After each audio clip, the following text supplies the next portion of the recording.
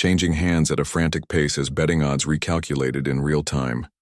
Director of Rexnew's skin had taken on a mottled pattern that indicated extreme distress in his species. "This is impossible," he sputtered. "The human couldn't possibly have known about the mantis's mating prey response, actually." Caden interjected, consulting his datapad. Cadet Ray received the highest marks in xenobiology this quarter, and he specifically requested additional materials on apex predators from 16 different systems. He's been preparing, realized Senior Cadet Zedwash, her tentacles writhing in newfound respect. The council assured us that humans were merely curious bipeds with delusions of adequacy, complained another faculty member, a methane-breathing gorgolon, whose environmental suit couldn't hide its agitation. "This specimen appears to be using tactics. Shocking concept," muttered 10 under his breath. "Perhaps it's an anomaly," suggested a crystalline nephrite. Professor Light, pulsing anxiously through his faceted Form 1 statistical outlier, "doesn't invalidate our understanding of their species. It does when the outlier survives what should have been certain." Death pointed out Zikavash, earning several disapproving glares from the faculty members who had placed substantial bets against the human. "Let's see how he handles the final challenge, Director," Rexnall said darkly. "The cryopanth, there of Boris X, is not so easily tricked." The final biome was a stark contrast to the scorching desert, a landscape of isons now with visibility reduced by driving crystalline particles that stung exposed skin and reduced visibility to micrometers. The temperature was well below freezing, and Miguel's breath immediately fogged in the frigid air. "Now we'll see the human's limitations," declared Director Rexner, who had somewhat recovered his composure. "Their species is notoriously susceptible to temperature extremes." Aquel replied. Miguel didn't waste time, shivering. He quickly pulled his uniform jacket back on and activated its thermal properties, which would provide minimal but essential protection. More importantly, he retrieved something from his pocket, a small metal container that no one in the observation deck could identify. "What is that device?" demanded Vraxel suspiciously. "Standard human ration supplement," Kaizen answered after consulting his datapad. "They call it pocket hand warmer." Miguel cracked the chemical heat pack, which began to glow with blessed warmth. He tucked it into his collar and began to move forward cautiously, plasma knife still, the ready. The cryopan was the most dangerous of the 3 challenges, not merely for its physical capabilities, which included claws that could shear through metals and a bite force capable of crushing bone, but for its intelligence.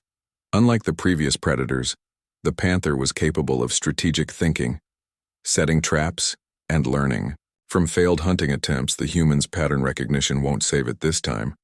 One of the faculty commented, "The panther's attack methodology is never the same twice." Miguel moved through the blizzard with greater caution than he'd shown in the previous trials.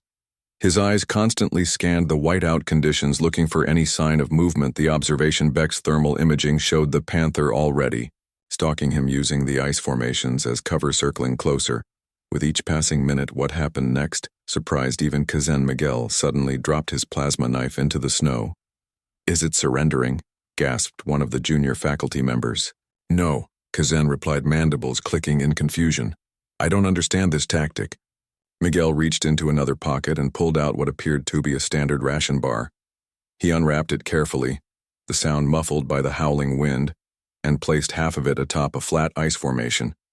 Then he retreated several paces and waited, seemingly defenseless. The audience watched in fascinated horror as the thermal imaging showed the cryopan changing course, drawn by either the scent of the food or the unusual behavior it approached the bait, cautiously, intelligence evident in its calculated movements. What is Cadet Riz, thinking Director of Rexnall's IOX, were fully extended in disbelief.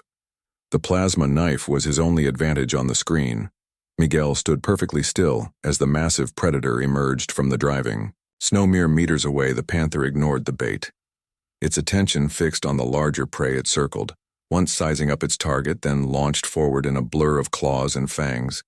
Miguel didn't dodge this time. Instead, as the panther reached him, he dropped to one knee and thrust something upward, a previously concealed second plasma knife, identical to the one he'd abandoned. The blade caught the panther mid-leap, directly through its chest cavity. The creature's momentum carried both it and Miguel backward into a snowdrift. the human pinned beneath several hundred kiogs of apex predator. For a long, tense moment, the observation deck was silent, all eyes fixed on the pile of snow and panther that had intimamed Cadet Reyes.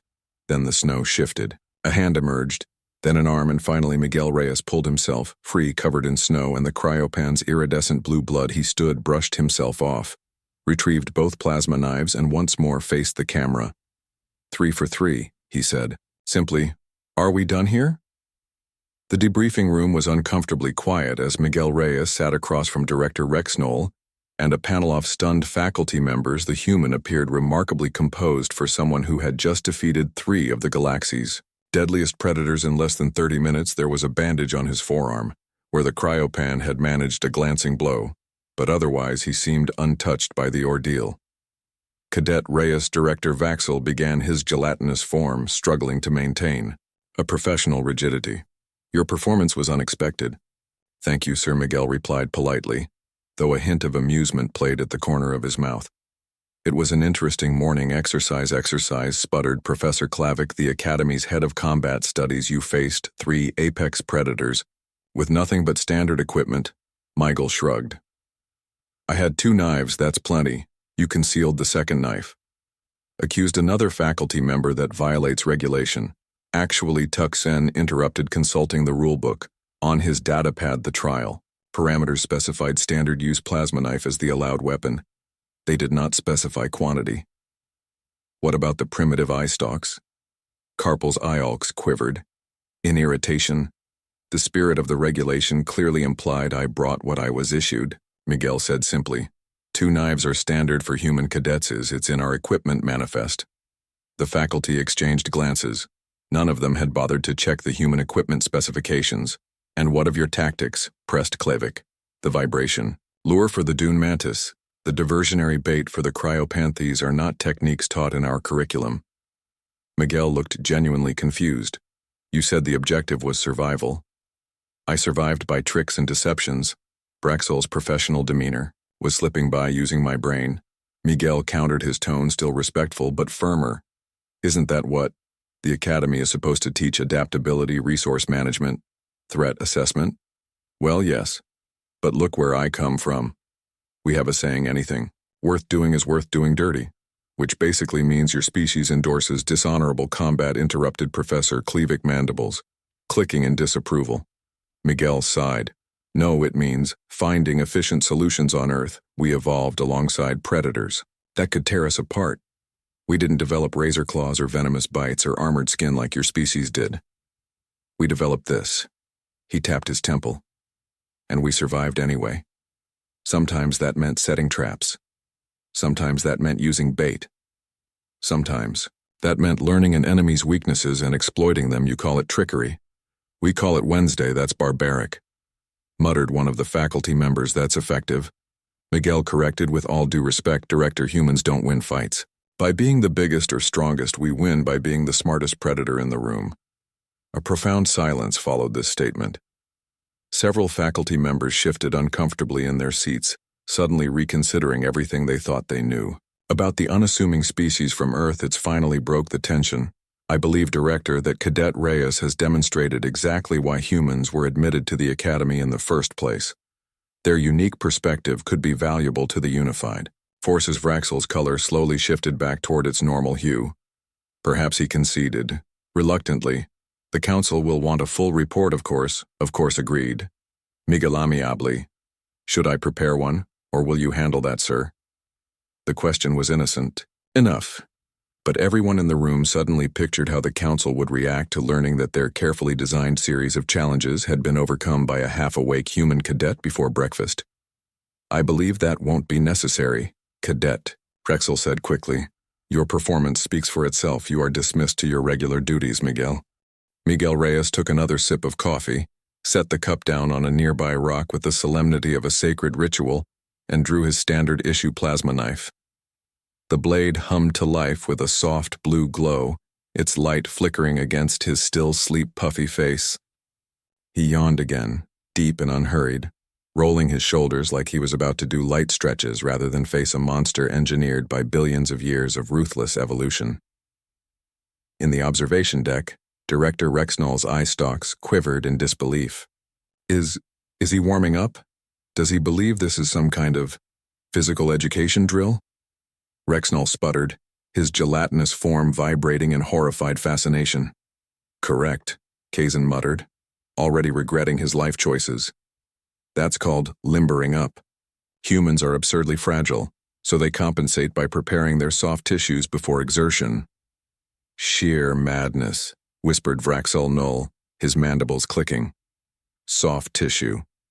Down in the arena, the swamp forest simulation cranked the humidity up to 97%, and the artificial mists rolled in thick, swirling around Miguel's boots. Somewhere in the undergrowth, the ground trembled, faint at first, then building into a rhythmic pulse that made the shallow pools quiver. A low hiss cut through the fog, and the assembled crowd of cadets and faculty leaned forward as one. The Tuluan fang serpent slithered into view, all 20 meters of glistening scales and muscle. Its triangular head rose above the mist, hood flaring wide in a display meant to paralyze prey with terror. A hush fell over the observation deck. Miguel scratched his nose. Big snake, he observed with mild interest as though commenting on the weather. The serpent, unaccustomed to such a lukewarm response, bared its fangs, each one as long as a human forearm, and struck with blinding speed. In the stand, someone let out an involuntary squeak. Director Rexnall's gelatinous bulk wobbled with glee, but instead of a splatter of human viscera, the crowd witnessed something else entirely. Miguel sidestepped, sloppy, casual, almost lazy, but just enough. The serpent's head smashed into the rock where his coffee cup had rested moments earlier, shattering it into ceramic shards. Miguel's eyes narrowed. Okay, now you've gone and done it, he muttered. That was my last cup. Professor Kazan slapped two of his claws over his face. He's making this personal. Over coffee. The serpent coiled back for another strike, but Miguel moved this time with a smoothness that belied his earlier sloth. He ducked under the massive head, slashed upward with the plasma knife, and the smell of burning scale filled the air. The creature shrieked, a sound that rattled the arena's energy shields and thrashed wildly, smashing trees and sending water spraying in all directions. Miguel rolled clear, grimaced at the ruined coffee and muttered, 5 minutes. I asked for 5 more minutes. Back in the observation deck, Vraxel Null's mandibles hung open. That evasion pattern. That's not standard training. No, Kazan agreed, a slow grin spreading across his mandibles. That's streetball footwork from the lower districts of Earth. I told you, people, their chaos is structured.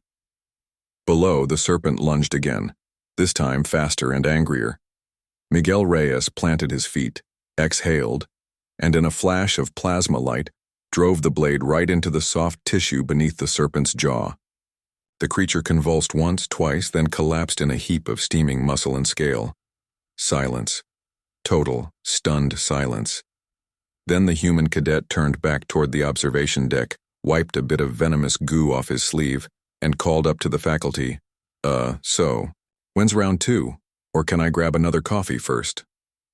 The crowd erupted, not in laughter this time, but in a chaotic flurry of pheromones, trills, and pulses that, in any known language, translated roughly to, what in the cold void just happened? Director Rexnall's eye stalks drooped in unison. Begin challenge 2, he croaked. At once. Professor Kazan leaned back, crossed his arms, and allowed himself one smug click of satisfaction. I told you. Never bet against a human before breakfast. Muttered something that the observation deck's audio barely picked up. It's too damn early for this nonsense. The faculty leaned forward entranced as Miguel Reyes stepped into the misty swamp. The human moved with unexpected quietness, his footfalls making barely a sound on the spongy terrain. This is unusual, noted one of the xenobiologists. Human locomotion typically produces significant vibration signatures. Geigen suppressed the urge to roll all 3 of his eyes. Cadet Reyes spent 3 Earth years in something called Special Forces before enrolling here. Perhaps you should have read his file. No one acknowledged this suggestion, too enraptured by the unfolding scene. The Teruyan fang serpent was closing in its heat sensors, having picked up the warm-blooded human from 60 meters away on the thermal imaging display. They could see the massive predator's sinuous form gliding through the water. A perfect ambush predator executing a perfect ambush. The human doesn't see it, whispered someone gleefully. Of course not, replied another. Fang serpents are invisible to most visual spectrums when submerged. They've evolved perfect camouflage over millions of years. Miguel stopped at the edge of a particularly deep pool, eyes scanning the water's surface for a moment. He seemed to hesitate. Now it detects the danger, said Director Rexnall, satisfaction evident in his undulating form. But too late. I fear what happened next occurred so quickly that several faculty members demanded an instant replay. Miguel suddenly dropped flat on his stomach as the fang serpent erupted from the water in a spray of faded swamp liquid in the same fluid motion. The human rolled to one side. Plasma knife extended, the blue energy blade sliced cleanly through the serpent's unarmored throat as it sailed over him, its massive jaws snapping on empty air, where Miguel had been standing a fraction of a second earlier. The serpent's momentum carried its now dying body fully onto land, where it thrashed briefly, before lying still, nearly decapitated by that single strike. Miguel stood up, brushed mud from his uniform, and looked directly at the nearest camera. First one down. What's next? The observation deck fell into stunned silence that wasn't supposed to happen. Director Vranul finally managed his usual vibrant coloration fading to a sickly translucent gray. Teen allowed himself a small click of satisfaction, fused its own momentum against it. Classic human tactic. The trial is not over, snapped, regaining some of his composure. 2 more challenges. Remain, prepare the desert biome. A second environment materialized around Miguel after he stepped through a transition chamber. Gone was the humid swamp, replaced by the scorching heat and whipping sands of the Corosian Desert. This was the hunting ground of the dune mantis, an aeropod predator the size of a small transport vehicle with scythe-like forelimbs that could slice through reinforced hull plating. The human appears unconcerned, observed Senior Cadet Zash, her initial amusement now tinged with confusion. Indeed, Miguel Reyes was calmly assessing his surroundings, even taking a moment to remove his outer uniform jacket in concession to the heat. He kept the plasma knife activated in one hand, while using the other to shield his eyes from the simulated sun as he scanned the dunes. The dune mantis is a patient hunter, lectured one of the predator specialists to the increasingly fascinated audience. It may wait days for the perfect moment to strike, buried beneath the sand with only sensory antenna exposed. The human doesn't have days, Director Rexnall said smugly, his confidence returning. The trial parameters require forward progress. Cadet Reyes must cross the desert to reach the exit point. As if hearing this explanation, Miguel began to walk, but not in the direct path toward the exit marker. Instead, he moved in an irregular pattern, occasionally stopping to study the sand formations. What is it doing? Someone asked, hunting the hunter. Tixon replied quietly. Miguel suddenly stopped, head tilted as if listening. Then, to everyone's shock, he began to jump up and down vigorously, creating rhythmic vibrations in the sand. Is it dancing? The question rippled through the observation deck. No, Zen explained, unable to keep a note of pride from his voice. He's mimicking the mating call vibrations of a Carzian sand beetle. The June mantis's preferred pressure. Enough, a disturbance appeared in the sand about 20 meters from Miguel. The human immediately ceased his jumping and stood perfectly still, plasma knife held at the ready. The June mantis erupted from beneath the surface in an explosion of sand, its massive body launching toward what it believed was an easy meal instead of retreating. Miguel charged forward, ducking under the first thing limb and driving his plasma knife upward. Into the creature's vulnerable underside, the knife penetrated the mantis exoskeleton and sliced through its central nerve cluster in one precise thrust. The massive aeropod collapsed mid-leap, its momentum carrying it past Miguel, who nimbly sidestepped the falling carcass. Once again he looked directly at the nearest camera, a slight smile playing on his lips. 2 down, 1 to go in the observation deck. Credits were. Stood offered a crisp salute that somehow managed to be both perfectly proper and slightly ironic, and left the debriefing room. As the door slid shut behind him, the faculty erupted into frantic discussion. In the academy cafeteria that evening, Miguel found himself the reluctant center of attention. Word had spread rapidly, and cadets from every species clustered nearby, stealing glances and engaging in not very subtle discussions about the morning's events.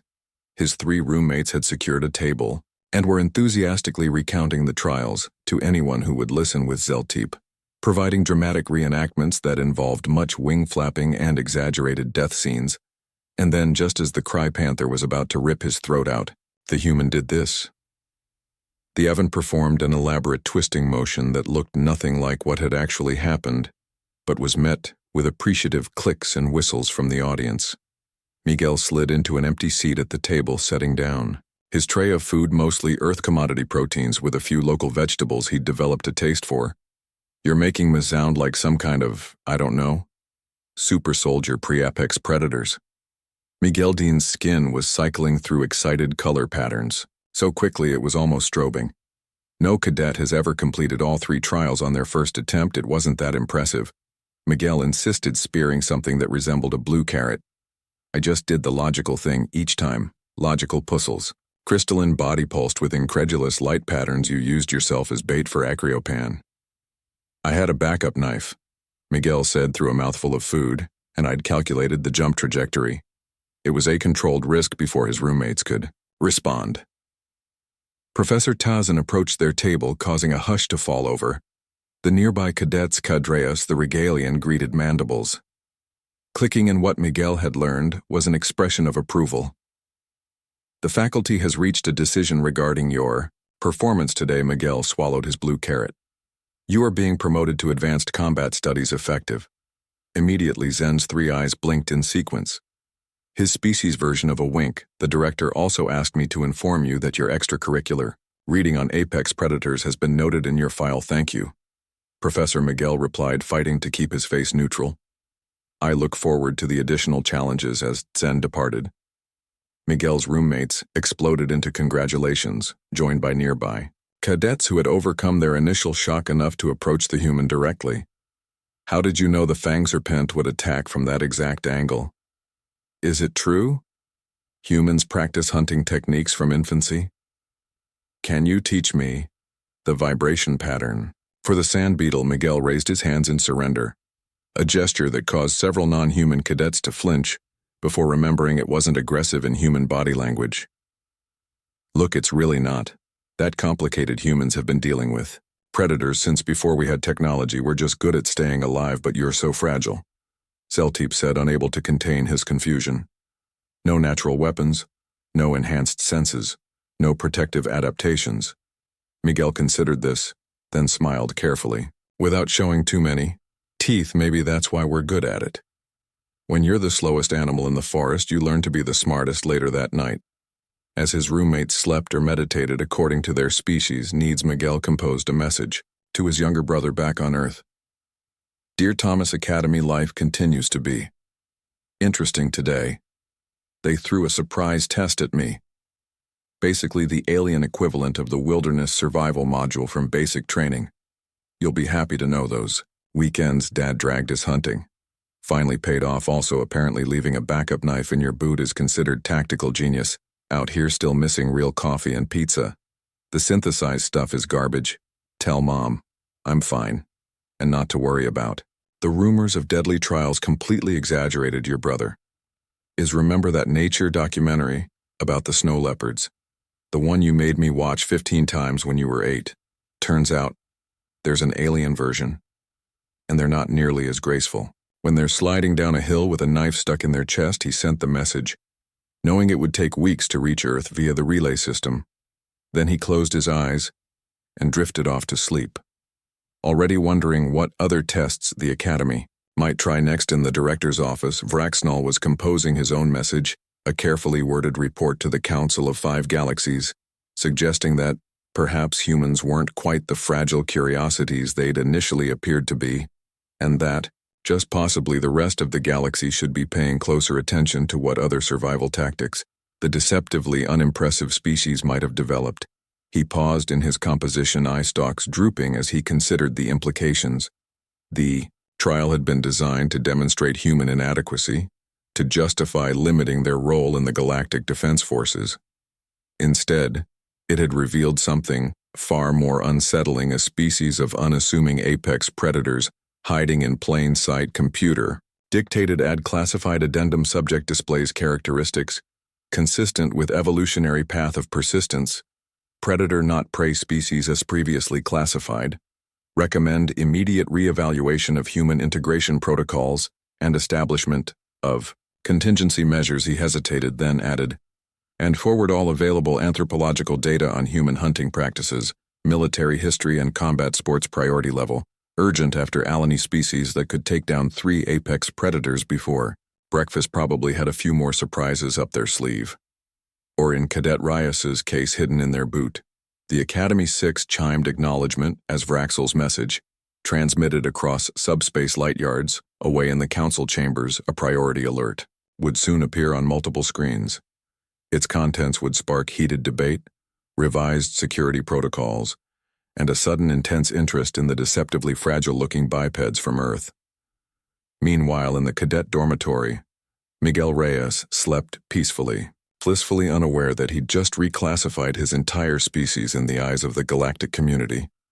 Sometimes the most dangerous predator was the one no one recognized until it was too